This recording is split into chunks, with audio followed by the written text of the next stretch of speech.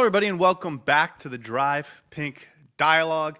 I am your host, Scotty, and today I'll be joined by a very special guest, and that is you guys in the chat as we discuss a new signing for Inter Miami, an Argentine 19-year-old winger named Mateo Silvetti. About 95 minutes ago, an hour and a half ago, Fabrizio Romano dropped the news. It has since been confirmed by Uriel Uyut that Inter Miami seems like they are trying to sign Newell's Old Boys 19-year-old winger Mateo Silvetti, and seemingly trying to get it across the line before deadline day, which is Thursday. It is Tuesday at 4:31 Eastern Time as I'm speaking, and Inter Miami is trying to get two deals across the line before the transfer window closes. We heard this morning from Javier Mascherano, who was asked about it in his press conference, what the team was trying to do. He said that he expects them, or is thinking the plan is to sign two new players. Now, we knew about Cruz Azul center back Gonzalo Piovi, and we can talk about him in the second half of the show. But what we didn't know was who could be the second player. We knew they were targeting a forward. We had heard names like Facundo Pellistri over the past couple weeks. None of those were coming to fruition, and today it sounds like the name has finally dropped. It is Mateo Silvetti from Newell's Old Boys, and I think this is a very interesting and exciting piece, and we're going to talk about it. But before we do, I just want to say a couple things. First of all, this name is not new to Inter Miami. In fact, it was rumored that he was going to sign with Inter Miami this summer back in February. And in fact, it was quite the interesting story because you don't normally hear about a signing 6 months before it happens. But I remember specifically some of the best journalists down in South America, Herman Garcia Grova, Cesar Luis Merlo, they were talking about this transfer in a very peculiar way. I picked up on it, and we talked about it in an episode back on February 10th, February 11th, something like that, about this Silvetti kid and why this deal feels a little weird, how he might be coming in the summer. And maybe they were right all along. And the plan has always been to bring this kid to Inter Miami as soon as this summer. It sounds like it's finally happening. Again, they have to finish and finalize everything over the next 48 or so hours. But what I will say is they have an open U22 spot because they moved on Federico Redondo. So the mechanisms to make this easy are there. They can just pay the transfer fee, bring him in that U22 spot, add him to the roster. And the only real difficulty is the work permit and when he can actually get on the field to train. But as far as adding him to the roster, getting him, we have an international roster slot. We can spend whatever transfer fee we need to in order to bring him in. This is relatively simple. Okay, so who is he as a player? This is a winger. He's unlike almost anyone on our team. I think it's very interesting. Inter Miami, under Javier Mascherano, has tended to go for lots and lots of midfielders, and we like to play our midfielders as our wide forwards, as our wide midfielders, as our wingbacks sometimes.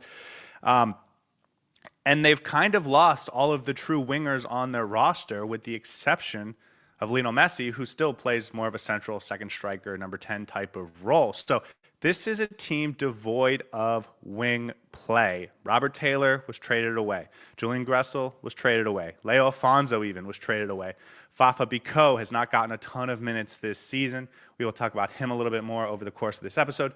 And so I'm curious to see what the plan is with this player. That said, the fact that it's not obvious exactly how he fits in doesn't mean we shouldn't be excited about this player. And so what I will say is, again, we talked about him in early February, and I re-listened to our podcast about him back then. And I said he looked very exciting. He is a dribbler. He likes to take guys one-on-one. He likes to, he's got very quick burst. Like from 0 to 5 yards, he's very quick, which helps him dribble around players, dribble through players. He's very good keeping the ball close to feet. He is, I think, a really exciting player in all of those aspects.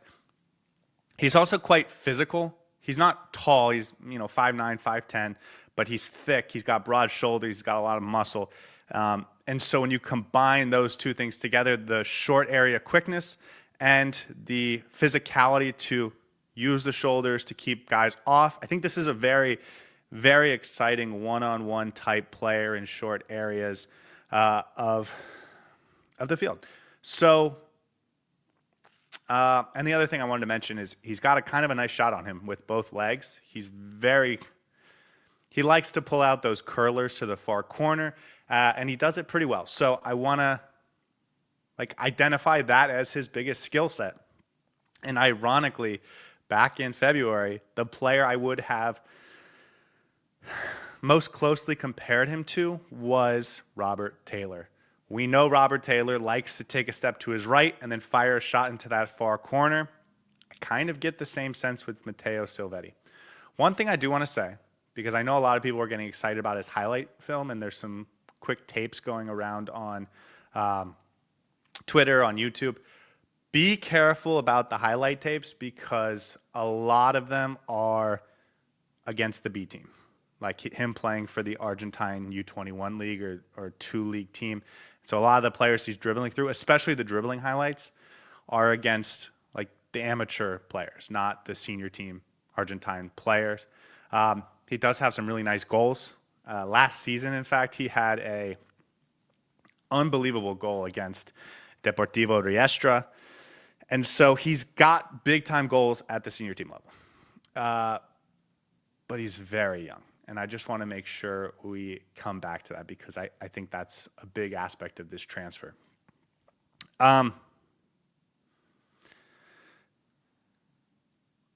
a little hesitant exactly how to talk about this because I do feel like my trust in the front office and this coaching staff to identify players that are going to be good for this league is not as strong as it was back in February. That said, I don't want to be too harsh because this is a new player and he could be awesome. And I think a new transfer always deserves the benefit of the doubt until you actually get to see him play. And so I don't want to dampen anyone's excitement level, but this is a player that has very few minutes at the senior team level. I think we're looking at something like 2,300 minutes, which, again, he's a 19-year-old player, very raw. He's got 35 appearances, 6 goals, 2 assists at the senior team level. Even those 6 goals, he had a pair of braces. So we're talking about 4 games out of 35 that he's actually scored in. So, consistency is not something you would expect from him. But I do think he could be a very interesting overall piece, and I want to get into why they're making this happen. But first, let's get to the chat. AJ says, Silvetti looks like a baller. He's 19. We have the U22 spot with Redondo's departure, and this seems like a great fit if it can happen. Yeah. AJ says, but talk about Inter Argentina. I was just thinking about this as we were, I was doing some research for this episode and just trying to get on board with who this player is. Inter Miami has signed 12 players. If this deal for Silvetti and if the Gonzalo Piovi from Cruz Azul deal goes through, Inter Miami will have signed 12 players for Javier Mascherano this season. And of those 12, 8 of them would be from Argentina, and 11 of 12 would be from South America, which is certainly an outlier in terms of MLS transfer windows and the type and style of player that they're bringing in. But that doesn't mean it's bad. It's just interesting to note because it certainly does feel like Inter Argentina. And then he says, welcome back to the Dry Ping Dialogue. I appreciate that. Gabriela says a true winger is what we need. No more Allende, please. And Luis says Silvetti is better than Allende. He's got talent. He's got nice dribbling assets, one-on-one. And then AJ says, with Silvetti, will we go back to the 4-3-3? So let's talk about where he might fit in because I actually don't see an obvious spot, and I don't know if Allende and Silvetti are competing for the same type of role, if I'm being perfectly honest. I don't see Silvetti as a burner. He's quick in 5-yard bursts, 8-yard bursts. In terms of 40-yard sprints, I don't think he's going to provide for you what Tadeo Allende provides for you. As far as being a goal scorer, like I know we maybe make jokes about Tadeo Allende's goal scoring prowess, but I will remind you, Tadeo Allende has 12 goals this season in all competitions, and Silvetti has 6 career goals in all competitions. So, like, to expect him to come in and replace Tadeo Allende would, I think, require a dramatic change in how and why you do what you do as a football team. And that feels like a lot of pressure to put on a 19-year-old. So, like, I would be careful with just immediately putting him into the starting 11. I actually kind of think he fits more as a replacement for Segovia because he's a guy that you can put ball to feet. He can dribble, he can pass, he can be a little bit of a playmaker, he can score some goals. But I don't think he's as good as Segovia, and I certainly don't think he's refined as Segovia at this point. So, like, again, I want to be very careful about slotting this guy into the starting 11 because I don't think there's an obvious fit without a dramatic formation change. And so, as AJ says, would this imply that we're going back to a 4-3-3? I don't know. And I want to get your thoughts. This is one of the things that I was sort of pondering over the last couple hours, and I wanted to get the chat's thoughts on this because he is an exciting player, but I think he's exciting for his potential, not what he is right now. That said, he does have a lot of prestige and accolades and prospect pedigree. This is a guy that was linked to Inter Milan at one point, Leicester City. So big clubs have looked at this guy and thought he could be a factor for us moving forward. And so for Inter Miami to get that kid, I think that's a pretty nice link. One interesting note, and I'm not 100% sure on this, so maybe someone could provide some guidance. He was called up to the U20 Argentine squad back in 2024. And I believe it was Javier Mascherano's last camp with the U20 squad. It may have been his first camp after he had left, but I believe it was Mascherano's last U20 squad camp and call-up. So this player does have a relationship with Javier Mascherano. And as far as I can tell, is one of the very exciting young players coming out of Argentina that people in Argentina are very excited about. And that's where I wanted to take this first. But again, I want to stick with the chat for a little bit. Nick Smith says, what a pleasant surprise. Natalia says he just read that he recently recovered from injury. That is true, but when he's been healthy, he's been starting basically every game. And so I don't think that's something we should be concerned about long term.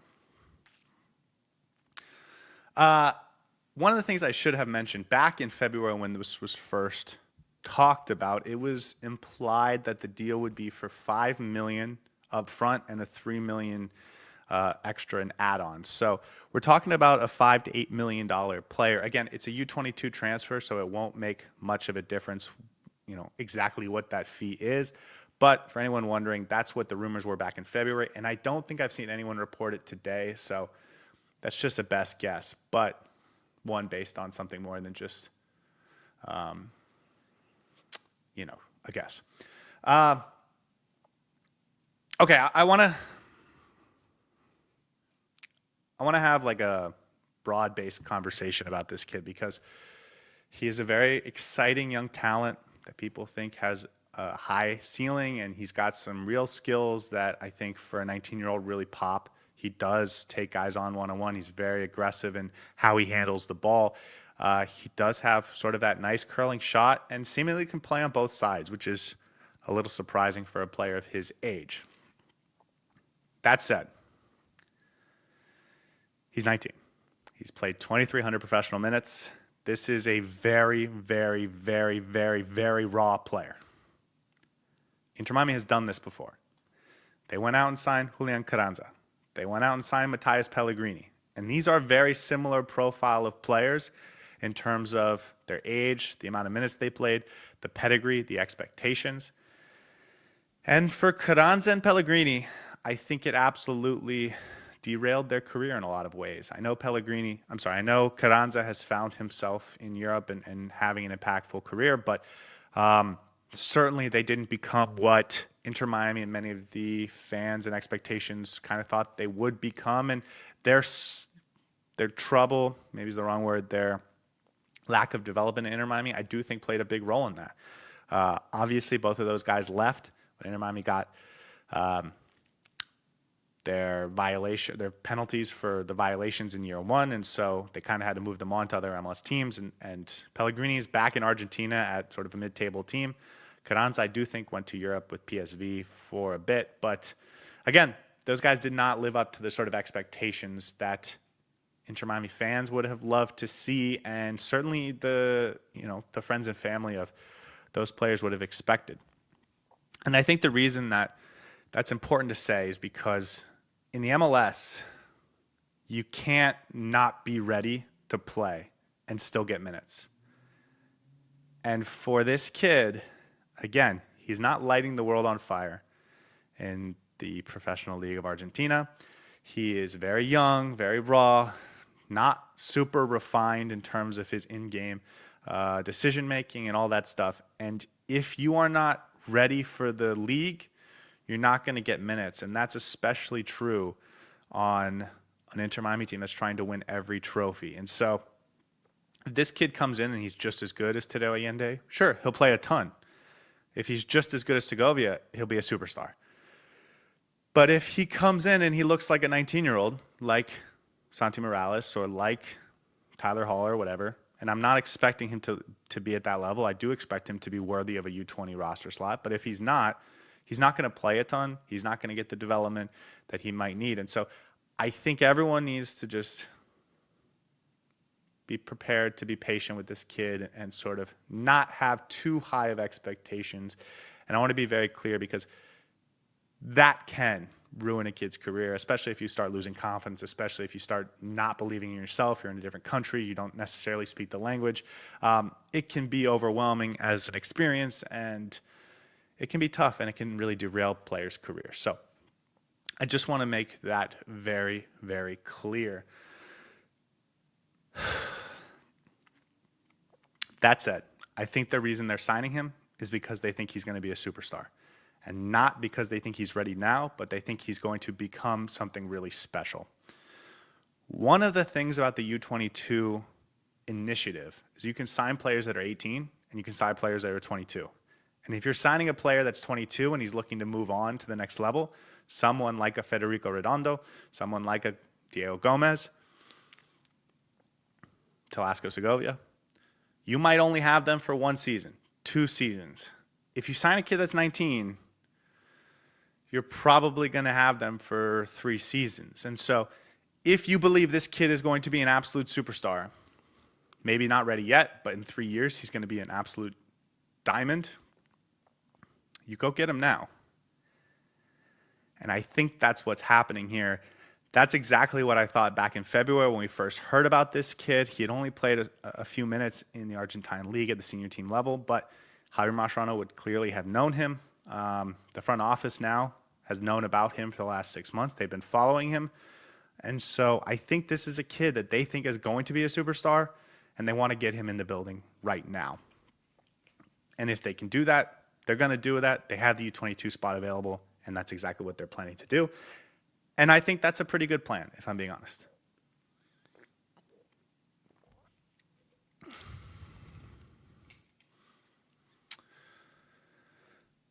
Okay, Nick Smith is saying he had a broken bone in his foot. Again, that is true. He did have a lower body injury at some point this season and missed a significant number of games, but he is apparently healthy or getting healthy and should be a factor for Inter Miami this season. Nick Smith says, I have zero trust in the front office, but what we have ain't working, or at least as good as we would have hoped, so shake it up. I think that's an excellent point. Just like Rodrigo de Paul coming in gives this team a nice, organic boost to what they can do, I think the same is going to be true about Mateo Silvetti. Just someone to come in, challenge for minutes, be given a few minutes just to see what he's got, force everyone to be on their toes, force everyone to sort of up their game. I don't think that ever can really hurt, if I'm being honest. And again, if you have the U22 initiative spot available, go get it and go get the player and fill it. And then that's kind of the next thing I wanted to talk about. Kudos to the staff. they have huge expectations this season. They have basically 5 DP players on the roster. They have like 6 or 7 U22 players on the roster, a golden generation from the academy, the best super draft pick of the last 5 years. Like, they have every expectation to win this year. That's the demand when you have this level of talent on the roster. To leave a mechanism available, leave a roster slot untaken, which is what happened after you moved on Federico Redondo, that would have been a huge waste of an opportunity. And so for them to go get a guy, I just wanted to give them kudos for not leaving that open until the fall, when you can get a guy now that can potentially help you win the MLS Cup or win the Leagues Cup or win the Supporters Shield or whatever it is. Gabriela says, I think he may be able to occasionally bench Allende, but not replace him. Yeah, again, I think the expectations that he's going to come in and be a starter are very high expectations, and I'm afraid that that's a little bit ambitious for this kid. He is very young, very raw, and I think we all have to sort of respect that and keep our expectations low. This is not a Baltasar Rodriguez who's coming in, who's 22 years old or 21 years old, has played a ton for Racing Club. This is a kid that's 19. He's still 2 years and 70 professional appearances away from being at Baltasar Rodriguez's level, or at least in terms of that experience level. So he feels much more like Alan Obando, a guy you're not even sure if he's really ready for this league yet, than a Baltasar, Talasco Segovia, or anyone like that. Nick Smith says there were rumblings about Fafa out, might be a replacement for his spot. And then AJ says Javier Mascherano was clear he does not want to lose anyone currently left on the roster, just new folks. He did say that today. What I will say about Javier Mascherano, and this is not a slight or anything like that, this is just coach speak. He talks out the both sides of his mouth all the time. There's not a ton of consistency in the things that he says, which is fine. It's just coach speak. But what I would say is just you don't need to read a ton into his quotes, because he does just sort of say things that answer the reporter's question without always revealing inside information, without always sort of giving any insight into the thinking of either him or the club. So I wouldn't necessarily take that as gospel. And to the point, Nick Smith says Fafa Pico rumors. I think this is someone you should be on the lookout to leave the team in the next 48 hours. Luis also says that he doesn't think anyone else is leaving this window. I would keep an eye out on Fafa Pico. That's a player that MLS teams would want, and he's clearly not getting a ton of minutes at Inter Miami. If Inter Miami feels they can get something for him, would not surprise me if that's the case. Will says Spanish is the most spoken language in Miami. Well, certainly that depends on where in Miami you are, but also these guys train in Fort Lauderdale, and that is certainly not the most spoken language in Fort Lauderdale. SPH says, if you didn't know, Mateo Silvetti's crazy good with the ball. Pacey, balance, can take one-on-ones. Yeah, that's what the film shows. Again, a lot of his film is from, especially the dribbling skills are from his games against the B teams. So not that it doesn't reveal who he is as a player. He's obviously still doing it, but take it with a little bit of a pinch of salt. When you get to his highlights against the A team in Argentina, against the senior teams, it is much more like a couple finishes. It's not quite as impressive. But that said, I do think people in Argentina are very high on this kid. The Argentine program and the national team program, the youth national teams are very high on this kid. So take that for what it's worth. I think it's pretty nice. Jay says the Dropping Doggo episode in the middle of the day. Welcome back. What about upgrading our defense? Nice to get good prospects, but man, we are really hurting on defense. It's going to cost us the Leagues Cup and MLS. We'll talk about Gonzalo Piovi in a few minutes, but yeah. Vaishnav says, how much of a transfer fee can we spend on the U22? We spent $7 to $8 million on Redondo. As far as I can tell, it does not matter how much you spend on the transfer fee. There is a limit on the salary you can give the player. And I'm not sure what it is, if I'm being totally honest. I can't remember off the top of my head. But the only limiting factor is the salary you pay the player. Inter Miami has traditionally given their U22s about $500,000 a year, and sometimes less, sometimes more. Redondo this season was on like $800,000, but I believe that's not even close to what they can pay a U22 player. I think it's like $3 million or something like that. So there, as far as I can tell, no limit to how much you can spend on the transfer fee. 10 million, 15 million, 20 million. I believe Heung-min Son's transfer fee of $26 million is the highest ever. It is the highest ever, but I believe you could even spend that on a U22 player as long as your salary you're giving him is not exceeding that. But maybe that's a little excessive. Honest says, I missed you, Scotty, but Allende's still in the lineup. Guys, it was a protest, not a boycott. Justin says, I believe the Piovi transfer news. We can't pay $7 million. We need to talk Mascherano to bench Allende so we can have Scotty back, says Natalia. Sean says, it seems like the front office is in panic mode. That is maybe a conversation for after what happens on Thursday. It does not feel like there's been a ton of rhyme or reason to this transfer window, and I'll leave it at that. But, yeah.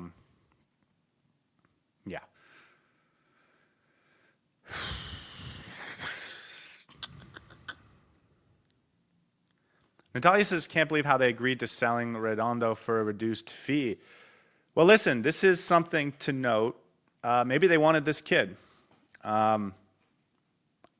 They have had the ability to buy Talasco Segovia out of U22 status all season.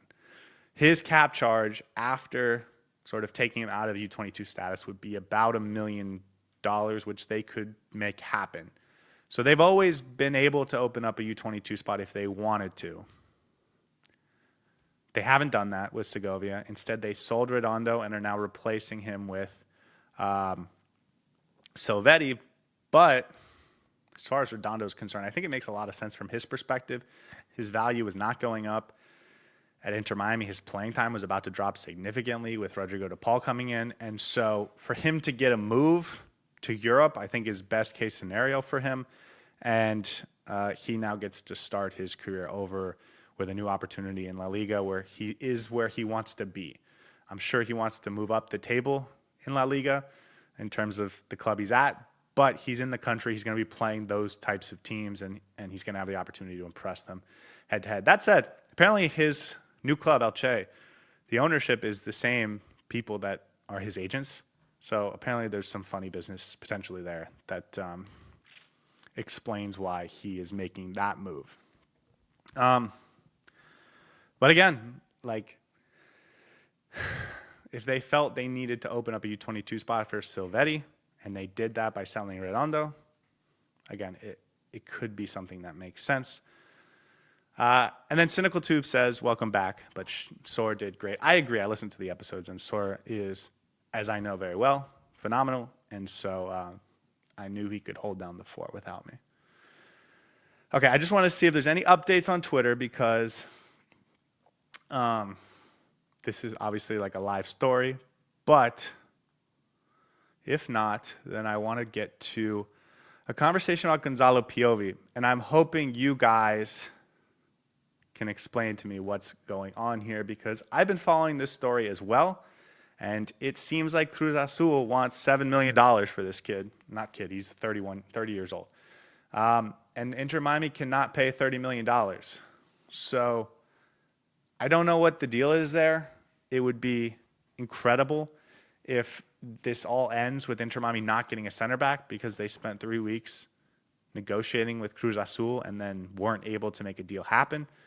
But as far as I can tell, I have no idea how they're going to make that happen. I assume they have a plan, but that's maybe a kind assumption to give the front office that much credit. if you look at his salary, 3-year contract, like you're talking about him making less than $3 million. I'm sorry, the transfer fee would have to be less than $3 million. And if they're demanding $7 million, I don't know how that makes sense. He's 30, so there's not really a point for Cruz Azul to add some sort of sell-on fee that can help make the money work. Like add-ons will just really give you roster crunch issues next year. Like I don't get it. I really don't get it. I told you guys the last time I was on here that it didn't feel to me like Inter Miami was going to make any more signings. I mean, I did put it 60-40, but not like it was not going to happen, but it just felt off. And so this deal not happening, it wouldn't shock me. That said, they stay in this deal, and they've continued to stay in this deal, and we have 48 hours till the deadline, so I assume they have a plan. Paolo says Miami has entirely ignored signing MLS vets. It would be good to have players that already know the league and not take up international roster slots. Paolo, not just would it be good to have guys that know the league and don't take up international roster slots, it would be great to take advantage of some of the young players that Inter Miami had. Guys like David Ruiz don't see any minutes, and they can give you productive MLS minutes. Leo Alfonso as well. Santi Morales, I'm sure, if this was a Tata Martino-led team, would have gotten plenty. He'd be on 400, 500 minutes, and we'd have a much better idea of what he was capable of doing. This is Javier Mascherano's team in every single way you can imagine. He doesn't like playing young kids, which is weird considering where he came from. He doesn't like players that he's not ultra familiar with. He doesn't like rotating a ton. He doesn't like giving a ton of chances to kids that he's not particularly confident in. He doesn't like organizing his team in a way that helps young kids develop. Like he's very strict in what he does. And it shouldn't really be a surprise to anyone at this point that that he's not a fan of signing MLS veterans. I think it's weird, but I don't know. Again, the thing I will say about Javier Mascherano is I think he's going to be gone at the end of the season. And if you are a guy that you think you're coaching for your job, you do have to do it the way you think is best. And so if it doesn't work, he's going to be the guy that loses his job and potentially his whole career over this. I didn't get a chance to talk about the Kramaski thing, but that I don't think makes anyone in that situation look good. And so he's got to go with the guys he thinks are going to help him keep his job. It's really that simple. Gabriela says, let's hope Redondo does well so he's sold and we can make a profit in the future. Yeah, you guys have got to remember, though, the profit doesn't really matter. You can convert some of that cash to allocation money, but it's only up to $3 million a year. And it's only if you make a profit on the player. So even if they sold Redondo for like $15 million, you wouldn't even be able to max out how much you profited or, the allocation money you can convert. I think you're much better off trying to sell a Segovia or a Kramaski or someone like that to raise money and also help that player onto his career. I think this is really just getting Redondo off his contract. And again, for the Moss brothers, they don't need the money. They're doing okay. The team is doing okay from a financial perspective. Calirex says Piovi is vital to Cruz Azul, that he doubts Cruz Azul wants to let him go. I agree. And I get the player wants to come. And I think the player does really want to come, and I think he's telling them, let me go. And I think they're saying, we'll let you go if they meet our valuation. And Inter Miami can't meet the valuation. So I don't get how this works, if I'm being totally honest.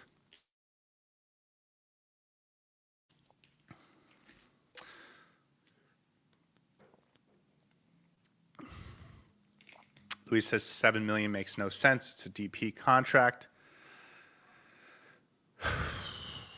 Honest says, what do you feel about Suarez, his output towards the team? Is it good or is it a failure this season? Listen, I'm sure I'm alone in this, but I think a lot of Suarez's lack of production this year, which is clearly lower, obviously. I think it has more to do with how he's being played and not that he's dropped off dramatically as a player. He's obviously not as good in front of goal as he was last year. We saw that on Saturday night. He had a couple chances, but you also see moments of brilliance. So I think a lot of it has to do with the coaching, if I'm being honest with you. But I've explained that many times before. Justin says $7 million is not happening. They can only pay $2.5 to $3 million to be a TAM player. And that's only if the contract isn't that big, right? Liga MX pays their players. So for him to want to come to the MLS, you would imagine he'd get at least the same contract. So I don't understand this one at all. And the only reason I'm even talking about this is because we keep hearing about it, and the team, I imagine, has a plan. But I will also say I think that's a little bit optimistic. Jay says, if IMCF figures something out to bring Piovi, you know the rest of the MLS fandom is going to cry that Miami are cheaters. Yeah, listen, I mentioned this a couple minutes ago, but Inter Miami has 5 DPs on their roster for all intents and purposes. They have like 6 or 7 U22 players, maybe 6 now that Redondo's gone. Like, they have found loopholes and workarounds for these players, and that's maybe the thing that the front office has done best, is figure out how to get players they want on the roster without sort of being confined by roster rules. But I have, like when we were talking about Rodrigo DePaul, we talked about the loan move. We talked exactly how, like, about pathways to make it happen, and this was one of them, what ended up happening, where he's loaned in until December, and then we have the purchase option. Like, we talked about that as a potential possibility. I have no idea how they're going to make this work with Piovi, unless it's the same thing. But then you're talking about Piovi being the DP for next season. And again, I don't think Cruz Azul wants to lose this player without getting a real transfer fee. Atletico Madrid is making so much money. They can kind of do right by a player that won a World Cup with them, or with, in their uniform. It's not the same with Cruz Azul, especially not for a continental rival. You know what I mean? Arias says deadline day today. No, it's Thursday, which Nick Smith says. Gabriela says Suarez saying he wants to retire alongside Messi is interesting. I mentioned this a couple days ago, but I guess maybe a week and a half ago. Like, people thinking Suarez is going to retire this year, I think should be prepared to see him re-sign next season. I know there's been a lot of complaints about his ability this year and his output this year and some of the shots he's missed, and he has fumbled over the ball a couple times. And I think a lot of people are expecting him to retire at the end of the season. And I would just say, like, caution yourself and mentally prepare for that to not happen. It would not surprise me at all if he's our number 9 again next year. Cynical says, can we shed some dead weight to spend the $7 million? Nope. Not at all. Oprah says, how confident are you that the POV transfer actually happens? I'm not. I would say 40% chance. And that's only because I'm giving Inter Miami credit for some of the workarounds they found, some of the loopholes they found. But again, if they had an obvious loophole for this, I think they would have pulled the trigger 2 weeks ago. So I'm 40% chance this is happening. And again, that's maybe a little high. Justin says that Suarez says he's got the door open to renew. I don't like that. Of course, he will always have the option to come back. Always. For as long as he wants. Inter Miami will give him a contract. As long as Messi's here. Hank says Suarez is a good. Okay, I don't want to turn this into a Suarez conversation. One of the things I'll say about Luis Suarez is I do think people are unfair to him. And I also think people don't give him enough credit for playing on a non-DP contract. Like, most of the strikers in this league that are outperforming him are on a DP contract, and he's not. So it's something to keep in mind. And I think the same will be true of Jordi Alba next year and Sergio Busquets if they're back next year. Like, I think those guys will provide a ton even when they're not on DP contracts. And so just because people see them slow down a little bit with age, like I think you have to give them extra credit for not being on DP contracts. Arias says, is POV good, like better than our center backs? I have learned to not trust this front office, but I do think he will be our best center back. I don't think he will be like a game-changing, world-changing type of center back. And the thing that does worry me is he's a left-sided player, so he would put Noah Allen on the bench, who I think is currently our best center back. So when we're talking about putting Piovi next to Gonzalo Lujan, I don't think it changes much. Like it's a slight improvement, but I don't think it's like groundbreaking. I do think he's going to be good though. And he's apparently going to sign a 3-year contract if this deal goes through. So if it goes through, I think it allows you to go get an upgrade at right side to center back, and you might be talking about a really good pairing next season. But maybe not.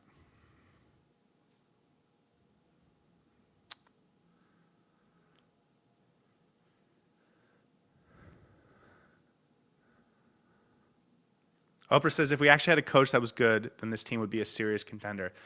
Guys, there is no reason this team on paper is not the absolute best team in MLS and potentially in MLS history. Maybe at the end of the season, we'll walk through all of the mistakes that both the front office and the coaching staff did to get us into this situation. But hopefully we do that after winning the MLS Cup, which, again, I've said this many times. I think Messi is so good he can pull this team to anything. But, man, if he's not healthy or something to that nature, I think it's going to be really tough.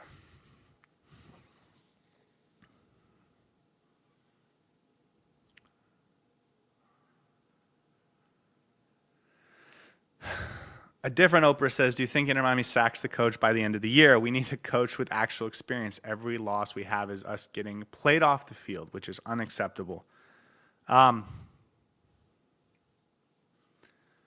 I think if Inter Miami does not win the MLS Cup this season, Javier Mascherano needs to be fired. And if he's not fired, then there needs to be serious questions about this team's desire to win trophies and not just be like a retirement home for Messi. And I know people have called them that over and over and over again, but like, you have to win. You're Lionel Messi. If you're not winning games, and the reason you're not winning, not just games, trophies, titles, being the best team in the history of CONCACAF, that has to be the standard. And if you're not meeting that, you need to, excise whatever problem you have. And if you're willing to excise Drake Callender and you're willing to cut out DeAndre Yedlin and Robert Taylor and Kamal Miller and Leo Campana, like whoever, in order to get better, but you're not willing to cut a guy that Messi's been friends with for 10 years in Javier Mascherano, who's clearly not good at his job.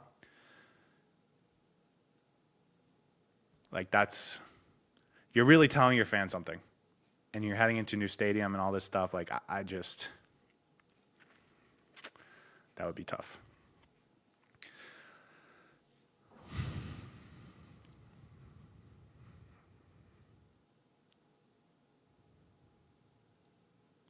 Cynical says maybe we have a backup plan for a center back. This kid came out of nowhere. Well, I don't know if it came out of nowhere because we were linked to him back in February. And this is clearly a guy they've had on their radar for some time. Javier Mascherano has known him because of his time at the Argentine youth teams. So I don't think this one's really come out of nowhere.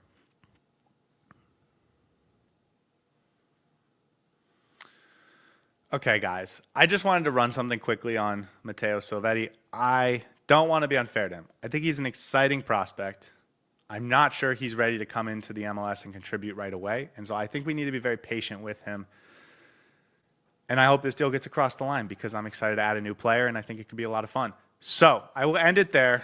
We'll be back tomorrow, 1 hour before kickoff, to preview Inter Miami versus Tigres in a very important quarterfinal. And listen, if Lionel Messi's in that starting 11, it will be a lot more exciting. So I hope you guys join us then. But until then, have a lovely night. We'll see you guys next time. Hey everybody, thanks for tuning in. Do us a favor and hit that like and subscribe button. Since our first viewer, sharing this with you all has been the very best part. So from the beginning until the end, thank you for being a part of this and have a wonderful day.